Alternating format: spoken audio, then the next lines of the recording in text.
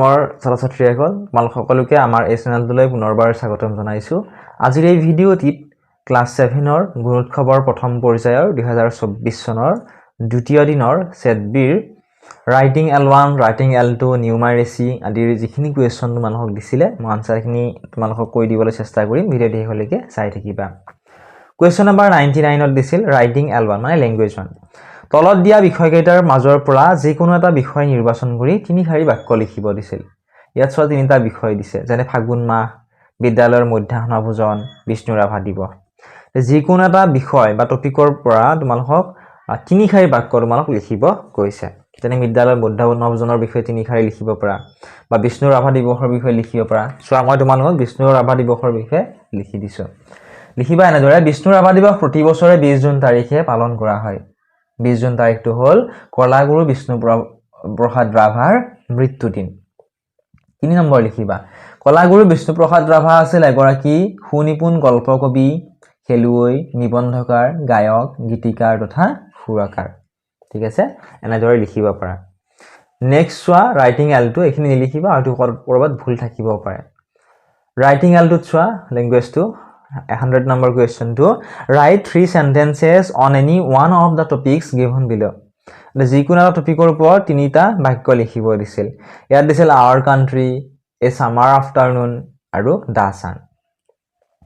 ঠিক আছে, মই তোমালোকক our country ৰ ওপৰত তিনিটা বাক্য কৈছো, তোমালোকে লিখিব পৰা। 1 নম্বৰ লিখিবা the name of my country বা our country is India। 2 number লিখিবা it is located in the continent of Asia। 3 number লিখিবা it gained independence on 15th August 1947। ঠিক আছে, যদি বুজি পোৱা নাই আৰু এবাৰ ভিডিঅটো তোমালোকে চাবা, তেতিয়া ভালদৰে বুজি পাবা। নেক্সট ওয়ান নিউমাৰেচিত কি দিছিলে 101 নম্বৰ। এই নম্বৰ দিছিল যোগ কৰা, এইকেইটা যোগ কৰিব দিছিলে। যোগ কৰো আহাচোন। 9 কে কিমান 10, 10ৰ লগত 2 যোগ কৰিলে হৈ গ'ল 12, 12ৰ 2 হাতে গ'ল 1, 7ৰ লগত 5 যোগ কৰিলে হাতে পাছে হৈ গ'ল 12, 12ৰ লগত 0 যোগ কৰিলে 12 পাম, হাতে 1 আছিলে সেই 1টো যোগ কৰিলে হৈ গ'ল 13, 13ৰ 3 পাতিলো আকৌ হাতে গ'ল 1। এতিয়া চোৱা 4 1 কিমান 5, 5 8 13, হাতে 1 আছিলে 13 1 হৈ গ'ল 14, গতিকে 1432 আমি যোগ কৰোতে পালো। এটা নেক্সট চাও আহাচোন, আমি বিয়োগ কৰো এইটো 37541 ৰ পৰা 12398 আমাক বিয়োগ কৰিব দিছিল। এতিয়া চোৱা ইয়াত 1 আছে ইয়াত 8 আছে, এটা বস্তুৰ পৰা 8টা বস্তু আমি বিয়োগ কৰিব পাৰিম জানো? নিশ্চয় নোৱাৰো। নোৱাৰিলে এই 4 ৰ পৰা 1 ধাৰে আনিম, ধাৰে আনিলে এই 1টোৰ লগ লাগি হৈ গ'ল 11, 11ৰ পৰা 8 বিয়োগ কৰিলে পাম আমি 3। এই 4টোৰ পৰা 1 ধাৰে নিলে গতিকে ইয়াত থাকিল 3, 3ৰ পৰা 9 বিয়োগ কৰিব পাৰিম জানো? নোৱাৰো। আকৌ আমি এই 5টোৰ পৰা 1 ধাৰে আনিলো, 1 ধাৰে আনোতে ইয়াত হৈ গ'ল 13, 13 9 গলে থাকিব 4। ইয়াত কিমান আছিল 5, হাতে 1 ধাৰে নিছিলো গতিকে 5ৰ ঠাইত থাকিল 4, 4ৰ 3 গলে থাকিব 1, 7ৰ 2 গলে থাকিব 5, 3ৰ 1 গলে থাকিব 2। গতিকে 37541 ৰ পৰা 12398 বিয়োগ কৰোতে আমি 25143 পালো। 3 নম্বৰ দিছিল পূৰণ কৰিবলৈ 397 পূৰণ 89। পূৰণটো কৰো আহাচোন। 9 7 গুণ কিমান 63, 63ৰ 3 হাতে গ'ল 1, 9 9 গুণ 81, 81ৰ লগত 6 যোগ কৰিলে কিমান হ'ব 81 6 87, 87ৰ 7 হাতে গ'ল 8, 9 3 গুণ 27, 27ৰ লগত 8 যোগ কৰিলে কিমান হ'ব 35। এবাৰ 8ৰে পূৰণ কৰিম। 8 7 গুণ কিমান 56, 56ৰ 6 হাতে গ'ল 1, 9 8 গুণ 72, 8 7 গুণ 56ৰ 6 হাতে গ'ল 5, 9 8 গুণ 72, 72ৰে পাছে হৈ গ'ল 77, 77ৰ 7 হাতে গ'ল 7, 8 3 গুণ 24, 24ৰ লগত 7 যোগ কৰিলে কিমান হ'ব 31, 3174 পালো। এতিয়া আমি এইখিনি আৰু এইখিনি যোগ কৰি দিম। ইয়াত হৈ গ'ল 3, 7 6 13, 3 হাতে গ'ল 1, হাতে পাছে 12, হাতে 1টো যোগ কৰিলে হৈ গ'ল 13, 3 1 4, হাতে 1টো যোগ কৰিলে হৈ গ'ল 5, ইয়াত হ'ল 3। 35333 আমি পালো। ঠিক আছে, নেক্সট 2 নম্বৰ দিছিল হৰণ কৰিবলৈ 1537 হৰণ 16। হৰণটো মই সাইডত কৰি দিছো চোৱা। 1537 কিহেৰে হৰণ কৰিব দিছিলে 16ৰে ইয়াত দুটা অংক আছে ইয়াৰ দুটা অংক ললো লওঁতে আমি দেখা পালো যে 16তকৈ 15টো সৰু হলেতে আমি বাৰ দিব নোৱাৰিম গতিকে আমি তিনিটা অংক ললো ইয়াৰে ঠিক আছে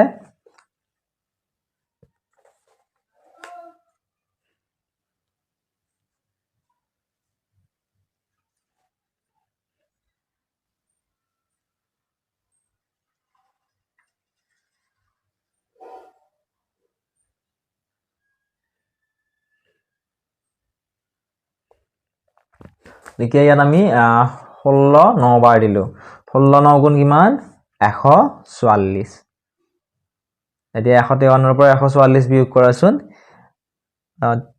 3 ৰ পৰা 4 বিয়োগ যাবনে নাযায় ইয়াৰ পৰা এক ধাৰে আনিলো 13 হল 13 4 গলে থাকিলে 9 ইয়াত 4 আছিল 5 আছিল 5 ৰ পৰা এক ধাৰে নিতে 4 থাকিল 4 4 গলে থাকিল 0 1 ৰ এক গলে থাকিল 0 এইফালে 0 পাতি আৰু কোনো লাভ নাই এইফালে কাৰণ এইফালে 0 ৰ কোনো ভ্যালু নাই নেক্সট ইয়াত 7 আছে 7 টো নমাই আনিলো নমাই আনাৰ পিছত এতিয়া আমি কিমান বাৰ দিব পাৰিম চোৱা 16 বাজুন কিমান 80 16 6 গুণ 96 16 6 গুণ দিলো 96 দিয়া 97 ৰ পৰা 96 গলে থাকিলে 1 দিকে চোৱা এটো 96 সমস্ত 16 ভাগৰ 1 এনেদৰে এইটো হ'ব উত্তৰ ঠিক আছে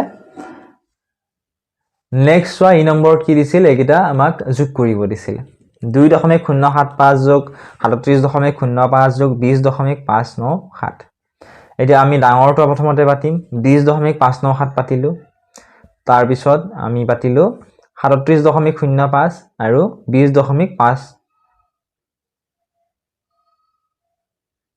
2.075 ঠিক আছে ইয়াত যেটো একো নাই এটা 0 আমি দিলো আমাৰ সুবিধাৰ কাৰণে নিদিলেও কোনো কথা নাই এটা যোগ কৰা 7 পাছে কিমান 12 ৰ 2 7 গল 1 9 পাছে 14 14 ৰ লগত 7 যোগ কৰিলে হৈ গল 21 8 1 আছিল 1 টো যোগ কৰিলে হ'ল 22 22 ৰ 2 7 গল 2 5 ৰ লগত 0 কেটা যোগ কৰিলে 0 পাম 7 থকা 2 যোগ কৰিলে হৈ গল 7 দশমিক আছে এটা দশমিকৰ তলত হলে দশমিক দিয়া 7 ৰ 2 কিমান 9 3 ৰ 2 5 গতিকে 59.722 হ'ব ইয়াৰে কাৰেক্ট আনসাৰ ঠিক আছে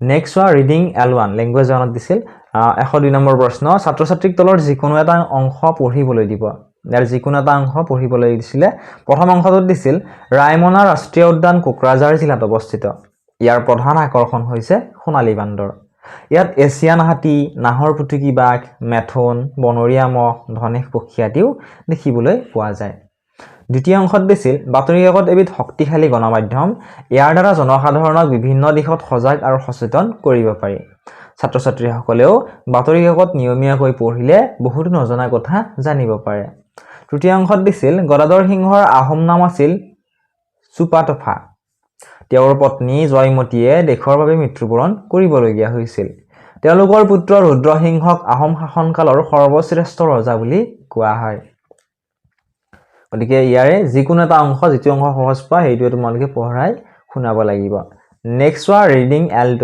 ল্যাঙ্গুৱেজ টু ইংৰাজীত একেই দিছিলে একে ধৰণৰ question read any one of the following frames of your choice গতিকে ফ্ৰেম 1 ফ্ৰেম 2 ফ্ৰেম 3 গতিকে যেটো অংশ তোমালোকে ইয়াৰ যেনে ফ্ৰেম 1ত থকা এইখিনি যদি সহজ পা এইখিনি পঢ়িলা এইখিনি সহজ পালে এইখিনি ঠিক আছে মই গোটেইখিনি পঢ়ি দিছো ফ্ৰেম 1ত দিছিল the Indian national flag is referred to as Tiranga It consists of 3 colors, saffron, white and green. It is an important and integral part of the Republic of India. From to Disileswa, I like to read short stories during my free time. My favorite book is The Panchatantra. All the characters in these stories are animals. From to Disileswa, our school has a big playground. We play volleyball, hockey, football, etc. Our school principal encourages all students to play one game or the other. গতিকে এইখিনি আছিল আজিৰ এই ভিডিওটি যদি ভিডিওটো ভাল পাইছে বা উপকৃত হৈছে বুলি ভাবা ভিডিওটি লাইক কৰি দিয়াৰ লগতে চেনেলটো সাবস্ক্ৰাইব কৰি দিবলৈ নাপাহৰিবা পিডিএফ সমূহ যদি লাগে ডেসক্ৰিপচনত দিয়া লিংকসমূহত ক্লিক কৰি Facebook page WhatsApp channel Telegram চেনেলত ফলো কৰি লবা একেবাৰে ফ্ৰী হয় তাত তোমালোকে ইয়াৰ পিডিএফ খিনি পাবা